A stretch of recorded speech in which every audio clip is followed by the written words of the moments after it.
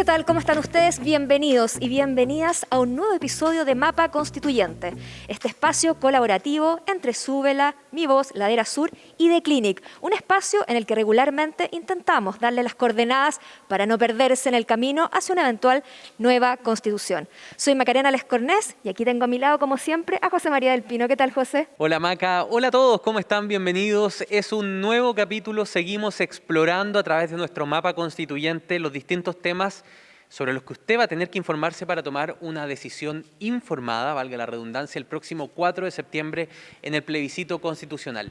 Hoy día un tema que despierta en ciertos rubros, en ciertos sectores productivos y también en muchas comunidades del país que están viviendo problemas, una serie de sentimientos. El derecho del agua.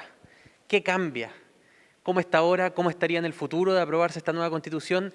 Esa es la conversación que vamos a tener en este programa, Macarena. Así es, una conversación que vamos a tener con dos especialistas de lujo. Paso inmediatamente a presentarles. Aquí frente a mí está Ulrike Broschek, subgerente de sustentabilidad de Fundación Chile y líder de escenarios hídricos 2030. Ulrike, gracias por estar aquí con nosotros. Muchísimas gracias por la invitación. Y junto a ella está Teresa Sañartu. Ella es asesora legal del Programa de Estudios Constitucionales de la Fundación Jaime Guzmán. Ella es especialista en recursos naturales. Teresa, gracias por acompañarnos. Es un honor, gracias a ustedes. Abramos los fuegos, Maca, porque este es un tema árido para muchas personas. Es árido en cómo está hoy el ordenamiento jurídico sobre la materia y puede quedar más árido con los cambios, ¿no es cierto?, que vienen. Entonces me gustaría partir en una pregunta general, después vamos hacia lo particular. ¿Cómo está consagrado el derecho al agua hoy en Chile y cuál es la modificación sustantiva que propone este texto? Partimos contigo. Bueno, la verdad es que el agua en Chile hoy en día, con la actual legislación, ¿cierto?, es un bien nacional de uso público, pero es un bien de propiedad que otorga, digamos, a quienes reciben derechos de aprovechamiento de agua el uso y goce de estos derechos, y esto es algo que se cambia de manera muy notable en este nuevo borrador de Constitución, pasando a un bien de comunes, ¿cierto?, y por otro lado a un permiso, una autorización de uso de agua que no es transable, no es comercializable. Entonces tiene un cambio bastante importante y hay una serie de articulados, ¿cierto?, en el capítulo completo de aguas que se hace que genera un cambio, se está hablando de un cambio de paradigma bastante importante. Teresa, en lo práctico, quienes actualmente tienen derechos de agua, que es verdad, actualmente la Constitución también dice que es un bien de uso público, pero como los derechos no caducan, no tienen una temporalidad establecida, son ad eternum eventualmente, que es lo que hay ahora, y por eso mucha gente piensa que es privada el agua en Chile, siendo que jurídicamente no lo es, pero en la práctica termina siéndolo. ¿Qué va a pasar eventualmente con esos derechos que hoy tiene mucha gente aquí en este país? Sí, actualmente miles de personas, entre personas como tú y yo, hasta grandes empresas, son propietarias de derechos de aprovechamiento de agua, que es una distinción complicada de entender entre el agua como bien nacional de uso público en sí y un derecho sobre el cual hay propiedad. O sea que uno suele entender que hay propiedad sobre el agua cuando en verdad lo que hay es propiedad sobre el derecho de aprovechamiento de agua, que fue una evolución histórica por lo que pasó en el siglo pasado. Actualmente estos propietarios, lo que ocurriría es que solamente la nueva regulación de aguas aplicaría a futuro, constitucionalmente. También esto hay que conjugarlo con la reforma del Código de Aguas que salió hace muy poco, que afecta más que la Constitución a los derechos de aprovechamiento de aguas que ya son actuales, pero lo que está en la Constitución actualmente afectaría solamente a los derechos de aprovechamiento de agua que vienen a futuro. Afectaría más que nada a la gente del sur, porque muchas de las cuencas actuales de la zona del norte hacia el centro, hacia la zona centro, Chillán, un poco más al sur, están agotadas, así que no se otorgan al menos derechos permanentes. También cambian su naturaleza los derechos, es decir, el aprovechamiento, vas a poder seguir aprovechando eventualmente el recurso de agua, pero la titularidad cambia. Es más fácil, va a ser más fácil ahora, por ejemplo, eventualmente a un privado quitarle un derecho a agua, y si se le va a poder quitar, ¿bajo qué circunstancias? Por ejemplo, yo me imagino que ahora mucha gente en el norte, donde está pasando una sequía tremenda, de hecho hoy de la mañana hay una noticia que incluso actualmente la Dirección General de Agua estaba amenazando con quitar ciertos derechos porque no están llegando a acuerdos, y ya la situación, estamos hablando de consumo humano, ¿no? ¿Se destraba, va a ser más fácil o no hay que, digamos, tener expectativas desmesuradas?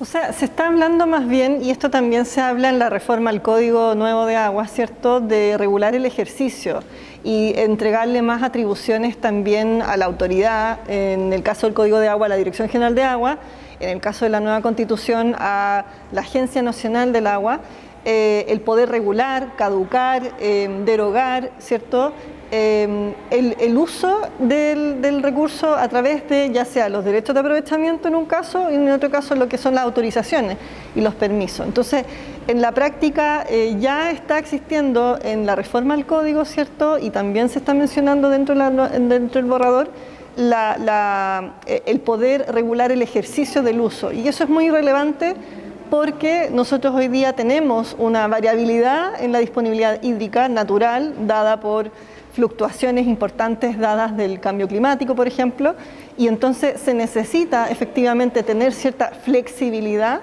en el ejercicio del uso, del permiso, de la autorización o del derecho, porque el agua hoy día no es fija en el tiempo, no tenemos siempre el mismo volumen, sino que va variando bastante, y entonces la autoridad tiene que tener la atribución y tiene que existir certeza por un lado, obviamente con reglas claras, pero tiene que haber también flexibilidad en el ejercicio del uso, y eso se está dando, como digo, tanto en atribuciones que se están incorporando y si ya se incorporaron en el Código de Agua, como también lo que se está entonces reflejando también hoy día en el borrador de la nueva Constitución.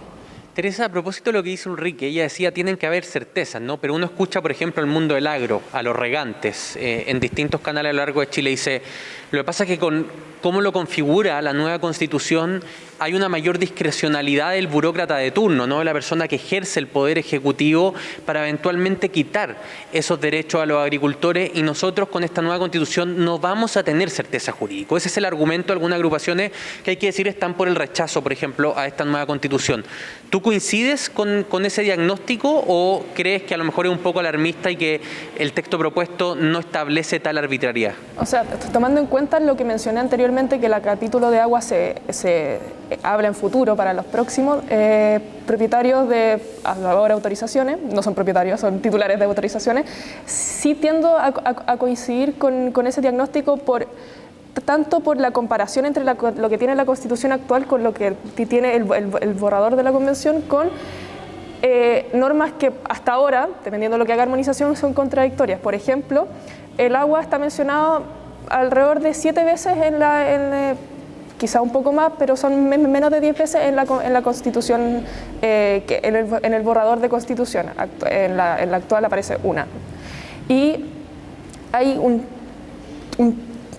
no sé si un choque de competencias o competencias que son vagas, está un poco atomizadas las competencias de cómo se regula el agua. Por ejemplo, se le deja a la región autónoma o al gobierno regional la administración del agua, pero en otro capítulo también se dice que la Agencia Nacional del Agua es la que está encargada de manejar las aguas. Entonces, en la práctica, como esto es nuevo, puede causar una incerteza al titular de quién le va a dar la orden, cuál orden es la que prima por sobre la otra, a quién le tiene que hacer caso, quién tiene el poder de revocarle en la práctica, quién hace los informes, etcétera. Y también lo que tiene, el otro punto que es lo que tiene la Constitución actual, es que tiene, el derecho de aprovechamiento está protegido por la garantía que protege la propiedad, que es el recurso de protección, y además en el 19, número 26, actualmente está consagrado lo que se conoce como el derecho a la certeza jurídica, que es que una vez que a ti te otorgan un derecho, las cualidades esenciales de ese derecho no pueden ser alteradas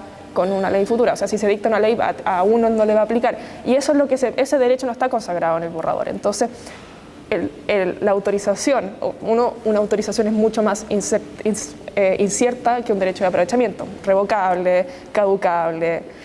Más allá de eso, la autorización y todos los demás de derechos reales, como las concesiones mineras, se ven afectadas por esta pérdida de consagración, esta pérdida de seguridad que en la Constitución, la norma máxima del país, esté protegida la seguridad de que uno sabe que lo que uno obtuvo se va a mantener así en el tiempo. Ulrike, hablemos un poco de la nueva institucionalidad. Hemos hablado, ustedes han mencionado la Agencia del Agua, que va a ser algo nuevo. Expliquemos un poco en qué va a consistir, cuáles van a ser sus atribuciones, cuánto poder va a tener, porque también es eso algo que están mirando mucho. José hablaba de los regantes, por ejemplo, también comunidades del norte está diciendo hasta dónde van a poder recurrir a la Agencia de Agua. Expliquemos un poco cuáles son sus atribuciones. Sí, eso es algo que me parece que es muy relevante el haber podido incluir, la definición de una institucionalidad hídrica, porque responde realmente a uno de los problemas más importantes que tenemos a nivel territorial, y es la falta de un liderazgo claro y la falta de gobernanzas locales descentralizadas.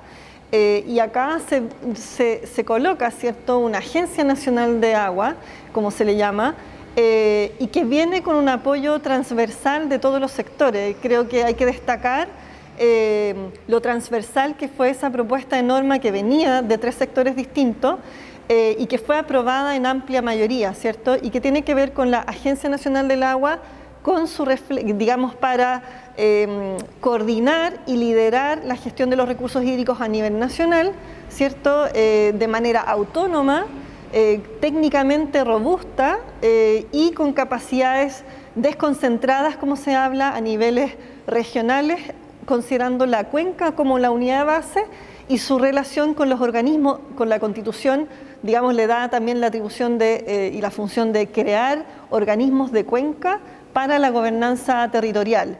Y este es un modelo que nosotros conocemos ampliamente a nivel mundial, que es bastante exitoso y que Chile se había venido quedando muy atrás, pero que esta discusión venía de hace mucho tiempo y habían muchas propuestas en esta línea, y creo que nos adelanta a pasos agigantados en esta discusión, entregando entonces esta atribución tan relevante para la elaboración además de políticas nacionales y planes de acción, pero con una gobernanza también participativa, donde hace parte la cuenca como la unidad base de gestión, respetando entonces el ciclo hidrológico del agua, lo cual es muy importante, pero con la debida participación de todos los sectores usuarios y no solamente los que tienen derechos, o en este caso si queda, digamos, lo que son las autorizaciones de uso, sino que de la comunidad en general.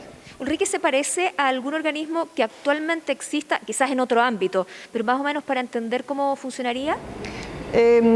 Hoy día, ¿tú te refieres si existen en otros países? No, en Chile, por ejemplo, no, que eventualmente, no para el tema del agua, porque desde luego esto es inédito, pero estoy pensando, no sé, alguien puede decir, se parece al Servicio de Impuesto Interno, digo a niveles de autonomía, de especialización, Lo que se está imaginando, para entender más o menos cuál va a ser, porque tenemos que hacernos como el dibujo de la nueva institucionalidad, eventualmente claro, de la República, entonces para entender cómo van a funcionar. se habla de una agencia nacional tipo Banco Central. Perfecto. Como una agencia autónoma, técnicamente muy robusta, que lo más importante de todos es que nos independiza de la dependencia de los ciclos políticos que cada 4 años en la nueva administración va reciclando o partiendo de cero en la gestión hídrica, cuando la gestión de los recursos hídricos requieren largo plazo, ¿cierto? En otros países estamos hablando de procesos de 30, 40 años, pero nosotros hemos estado fuertemente dependientes de ciclos políticos que han ido cambiando los planes, las estrategias, las políticas. Necesitamos continuidad e independencia, pero con robustez técnica en la toma de decisiones, pero también con una descentralización en la toma de decisiones para la participación territorial. Y creo que estamos hablando entonces de una entidad tipo Banco Central, y en los organismos de cuenca es súper importante ahí cómo se va a ir dando después la bajada en la legislación de eso, cómo se va a ir conformando. Se habla en algunas partes de organismos de cuenca y en otros lados consejos de cuenca en este borrador. Nosotros preferimos hablar de organismos de cuenca porque eso tiene otras implicancias adicionales, digamos, con la parte técnica. Teresa, te vi sintiendo varias veces, ¿no? Parece que este es un tema en el que hay acuerdo entre las distintas posturas. ¿Tú compartes el diagnóstico que realiza Ulrike, pero además la buena valoración que tiene sobre este organismo autónomo y técnico que se pretende crear para la gobernanza sobre las aguas? Sí, yo encuentro que la Agencia Nacional del Agua es muy importante porque es una versión mejorada, encuentro yo, de lo que es la Dirección General de Agua actual, porque la Dirección General de Agua actual es extraño porque legislativamente tiene mucho poder, otorga los derechos de aprovechamiento de agua, fiscaliza, sanciona, pero a la vez a veces pareciera que no hace mucho, ¿no? Trata de manos. Sí, como que entre que no llega a fiscaliza tal, lo que pasó en el Caburga, hace poco que cortaron el flujo de agua al lago, se demora mucho en actuar, es engorroso llegar, entonces el hecho de que haya un organismo fuerte, técnico además, porque en todos estos órganos a veces sobran muchos políticos y abogados y faltan ingenieros hidráulicos que conozcan, geógrafos que conozcan dónde están las napas, cómo se están llenando esas napas, que se haga un mejor estudio, que ahora tengamos la posibilidad de llegar a un órgano así, con la suficiente importancia, con la suficiente independencia, es bastante importante, y además que tenga una bajada en las regiones. También es clave, considerando esta sinergia con los organismos de cuenca. Ya hay organismos de cuenca actualmente, las juntas de vigilancia, todas esas cosas, que ojalá que el Consejo de Cuenca tampoco se las coma, por decirlo así, en el sentido que sigan existiendo, porque ya están bastante organizadas, está brava, conocen la cuenca mejor que nadie, porque viven ahí, versus el director general de agua que llega acá en Santiago. Esa sinergia es muy importante dada la geografía que hay en Chile, que en el norte es desierto, en el sur está el Báquer, o sea, esa regulación de regionalismo con una cabeza central ayuda a que se hagan mejores ordenanzas, porque si planes para las regiones, para que cada uno pueda satisfacer sus propias necesidades, y que no esté alguien de Santiago que quizás le falta información, le falta conocimiento, está más preocupado de qué va a pasar con sus 4 años restantes que lo que pasa. Desde luego es un punto. Ulrike, te quería hacer una pregunta desde la ignorancia, porque hemos hablado todo el rato de las cuencas de los ríos y uno tiende a pensar, cuando hablamos de gestión del agua dulce. Pero ¿qué pasa con la gestión del agua salada? Que hemos visto, por ejemplo, en el norte hay desaladora y hay ciudades completas que están dependiendo del agua que viene del mar, es decir, que se desala. ¿Esto también va a tener injerencia en agua que venga del mar o solamente estamos hablando de la gestión del agua dulce? Y le pongo otra cosita más. Complejizando la pregunta, digamos. Por ejemplo, los glaciares, que eventualmente son fuentes de agua dulce, que son hay grandes bancos de agua dulce que eventualmente no deberíamos tocar, pero llegado el minuto alguien puede decir, bueno, aquí usemos esa agua, ¿no?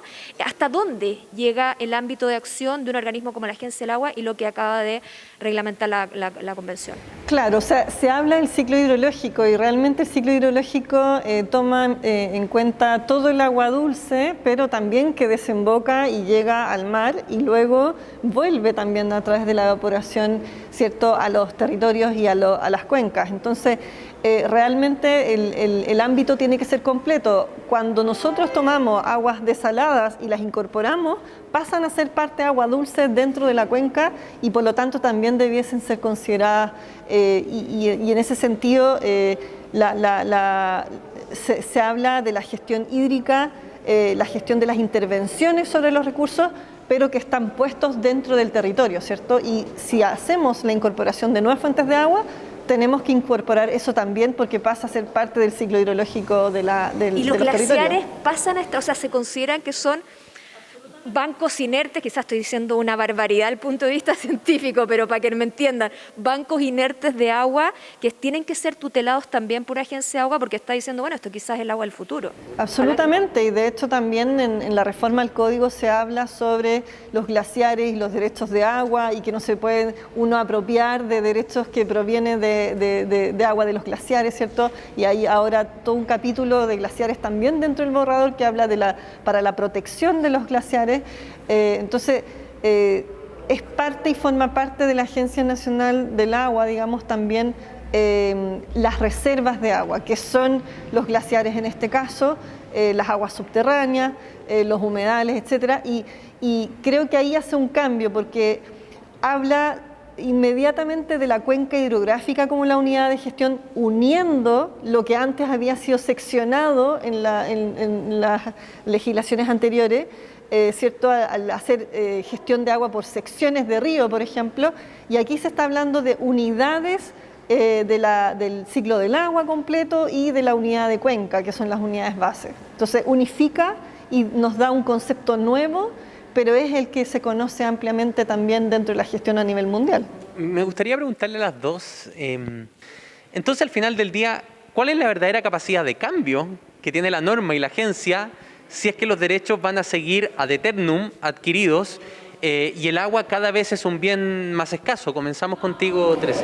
Eso a mí es algo que me he preguntado muchas veces en todas las sesiones que he visto, porque por lo menos en la Comisión de Medio Ambiente había mucho ánimo de que esto se aplicara, que tuviera un cambio concreto. Obviamente las personas, los convencionales que son de Modatima saben que si es que solamente se limita al futuro no va a afectar a donde están sus intereses. Por ejemplo, la gente de Petorca no va a haber ningún cambio porque ya no hay agua, no se van a otorgar nuevos derechos de agua. Entonces, es una interrogante que no tengo la respuesta, porque cada día pienso que algo que en otra idea, porque se había aprobado, por ejemplo, para la primera propuesta del informe de normas transitorias, que se iban a caducar los derechos de aprovechamiento de agua, o sea, se iban a volver autorizaciones de pleno derecho, iban a tener un plazo para inscribirse nuevamente, y se había aprobado con una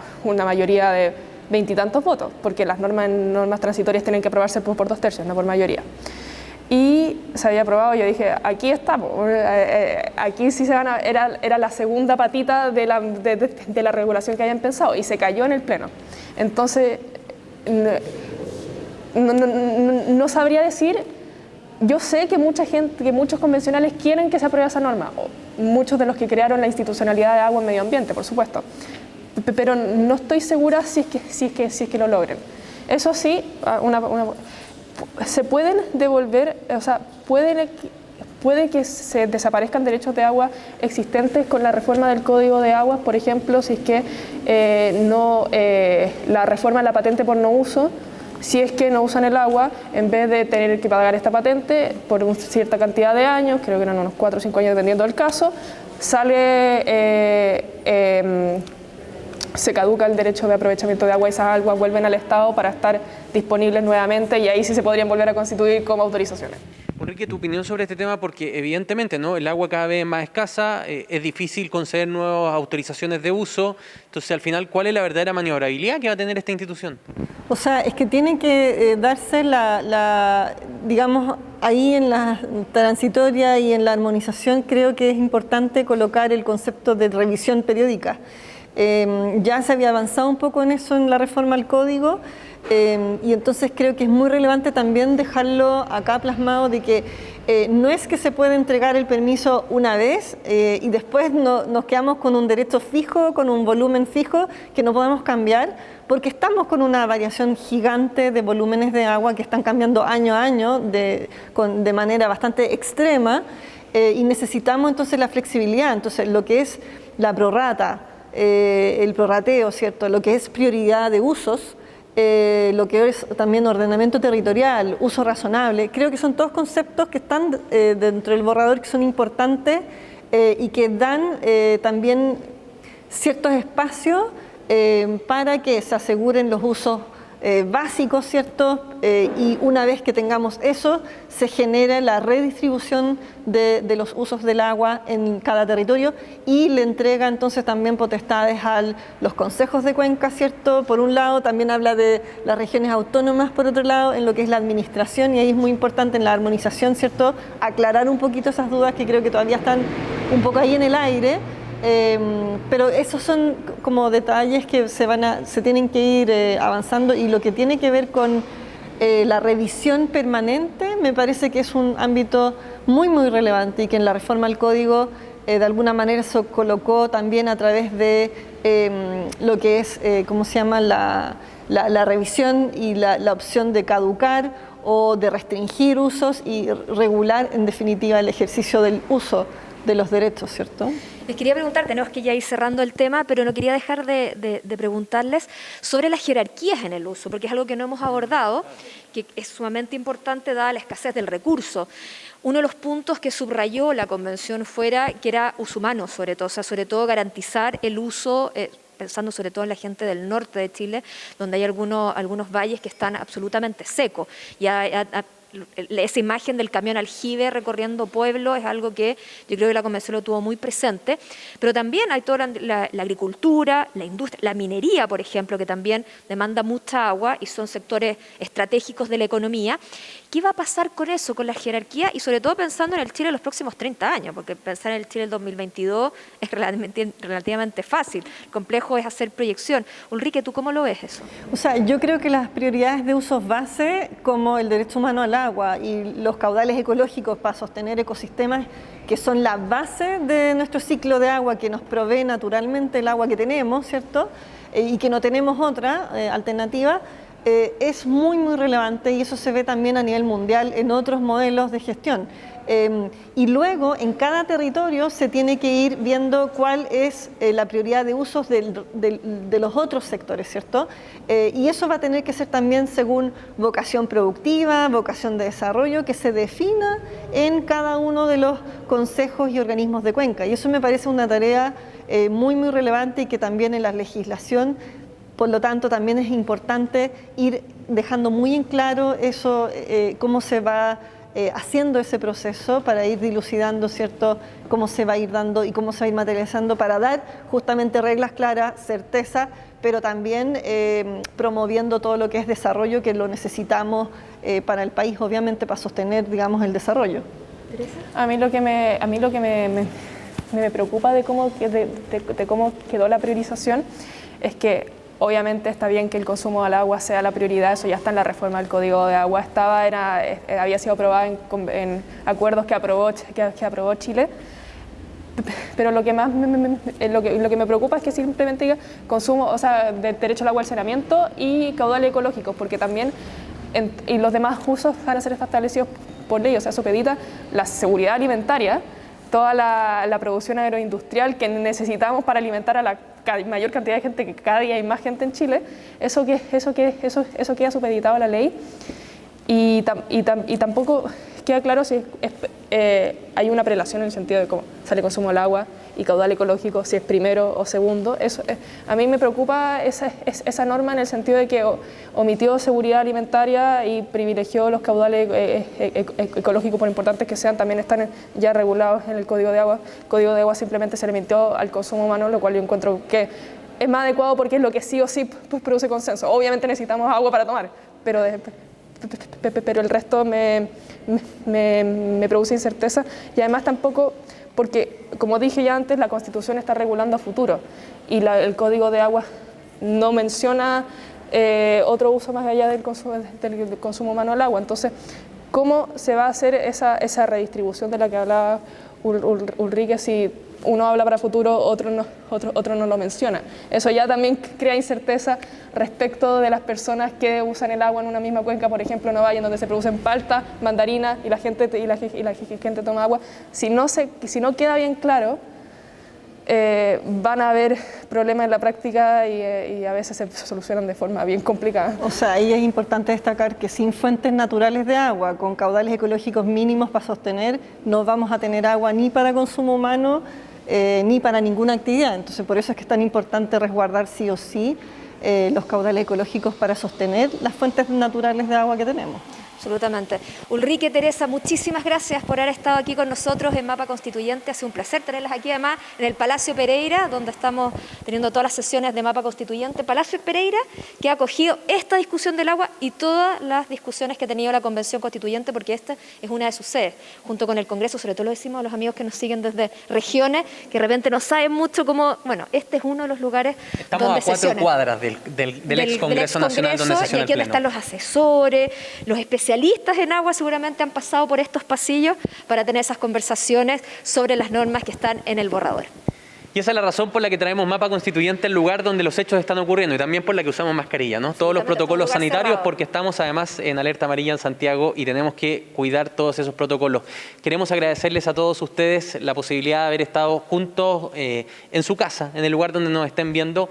En nombre de Súbela, de Clinic, de Ladera Sur y de los medios regionales de mivoz.cl, queremos dejarlos invitados para que en los próximos días estén sintonizando una nueva discusión para juntos ir por este mapa constituyente con la información que usted tiene que saber para tomar una decisión el próximo 4 de septiembre. Que esté muy bien.